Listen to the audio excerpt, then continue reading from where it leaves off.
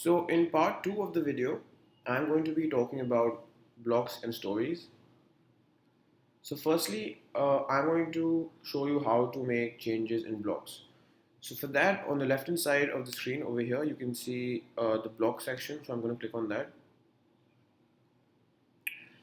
So as I spoke about the welcome block in part 1 of the video, I'm just going to go to the welcome block, and this is the search bar. So I'm going to search for the welcome block,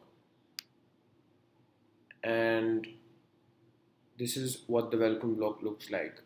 So this is basically a generic template which has an image, a heading, and a subheading, and 3 buttons. The maximum buttons are 3 buttons, and the character limit for the text in each button is 20 characters, and over here it's 80 characters for the heading and subheading. So the way you can make changes to this template over here is simply by writing in any text that you want. So yeah, so that's how the changes are made. And if you can see on the bottom left corner of the screen, there will be a green message which will be displayed over here. So that basically means that the changes that you've made have been saved to the board. So you always have to look out for that and see, once you made the changes, that green message on the bottom left should display. So that tells you that your changes have been made. So on the top right corner of the screen, you have the templates. So for example, this template over here is a generic template which includes the image, the heading, and subheading. This is the button template, and this is the text template. Um, so for example, over here, the place order button. So the way it looks is over here. So the place order button, for example, would give you this action. It would take you.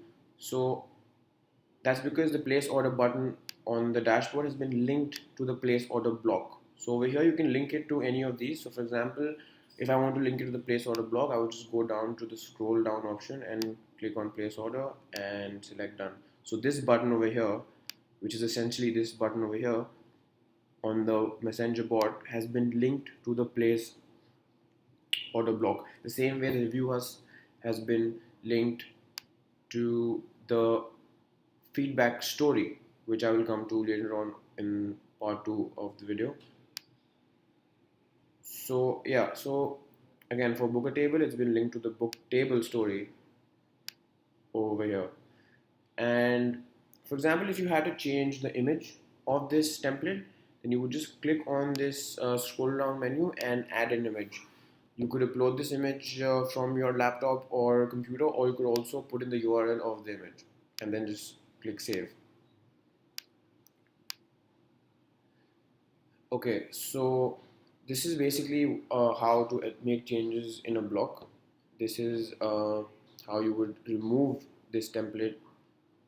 And another way of adding another template to this is by simply clicking add a gallery element, which would give you the same gallery element on the right. You can make you can make number of elements uh, based upon how many you want. Also, there's a way to copy this template to the next one. For that, you have the other template also has to be identical to the template you're copying. So for that, you can see that this has 3 buttons. So I'm going to add 3 buttons here, and then click on the scroll down over here. Uh, Click on copy, and go on the scroll down over here and click on paste, and then select OK. So as you can see, this template over here has been copied to this template, and this can be done to whichever template you'd like. In the next section of this video, I'm going to be talking about stories. So for that, I'm going to click on stories over here on the left hand side of the screen. And as you can see, these are all the stories of this board, and they have been cloned from the board called the Supper Club, which we cloned in the beginning. So for example, I'm going to be clicking on the book table story to show you how to make changes in a story and the different use cases. So to start off, this is an input prompt, which is basically asking the user for the date and time of their reservation. So there are different kinds of prompts that you can add to the story. They can be added by clicking on the blue button over here which says add.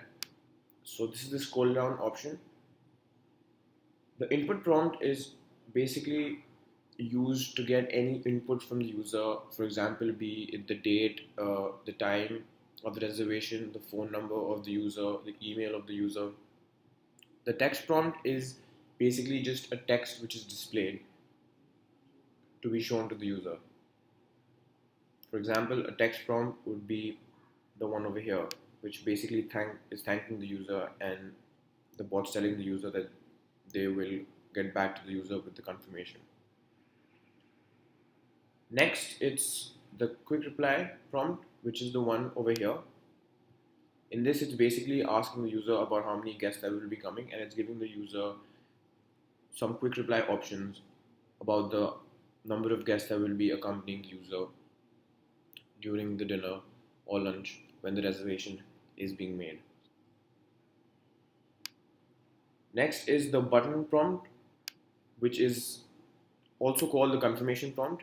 So what this prompt actually asks the user to do is to basically confirm all the details that the user has entered before, which is the date and time, the amount of guests, the phone number, and any request that the user has. So the user basically can confirm this or modify all these details if the user wants to make any change. And lastly, we have the email prompt. So the email prompt is used to basically send all these details to a specific email ID, be it the restaurant's email ID or any other email ID that you would want to enter. So the way you can do this is basically just enter the email ID of the person you want these details to go to. So I could just enter any restaurant email, and yeah, so this is how all these details can be captured and be sent to the restaurant that you want these details to go to. Alright, so next, if you can see on the right hand side of the screen, uh, the term known as label. So to simplify this, I am just going to show you the bot flow to make it easier for you to understand. So I'm going to go back to my messenger screen and go on the demo restaurant board and click on get started. And then I'm going to click on book a table because that's our story. So I'm going to enter the date and time.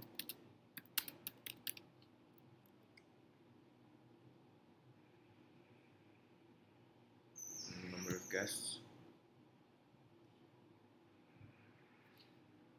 And phone number.